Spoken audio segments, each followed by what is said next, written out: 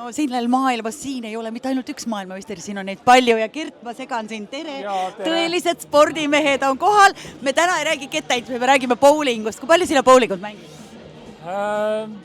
Ikkagi aeg-ajalt satun, et selles mõttes, et mul on niisugune väike poeg, et talle bowling väga meeldib ja ma arvan, et niisugune paari kuu tagant ikka satume ja mängime ja tunneme sellest mängust rõõmu.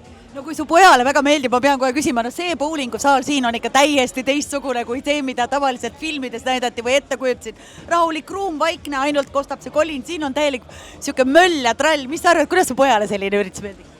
No ma arvan, täna kui ma koju lähen, et ega ma ei julgegi öelda, et ma siin sellises Eesti kõige moodsamas bowlingukeskuses käisin, aga ma arvan, et kindlasti me oleme varsti siia tulemas.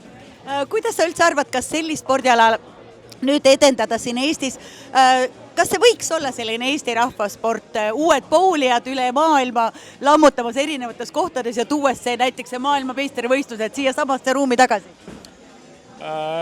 Kindlasti selles mõttes see keskkond seda võimaldab, aga ma arvan, et see põhiväärtus seisneb ikkagi sellises harrastusspordis, et ikkagi ma arvan, mina isegi oma tippspordi ajal kasutasin bowlingut sellise hea meelelahutusena, millega siis võib-olla natukene mõtteid sellistelt suurtelt eesmärkidelt kõrvale juhtida, aga samas sellises sportlikus võtmes nautida natukene täpsust, natukene õnne, natuke sellist mõnusat õhkkonda.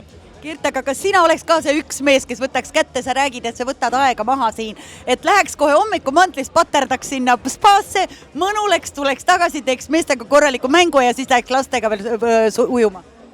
Miks mitte, ma arvan, et selles mõttes, et see ongi ju selle maja kontseptsioon, et tegelikult võimalusi on lõputult ja ma arvan, kui me räägime tänasel hetkel ka sellisest võib-olla vaimsest tervisest, siis aeg-ajalt ikkagi tuleb see aeg totaalselt maha võtta ja teha selliseid mõnusaid asju, mis siis võib-olla seda vaimu kosutavad.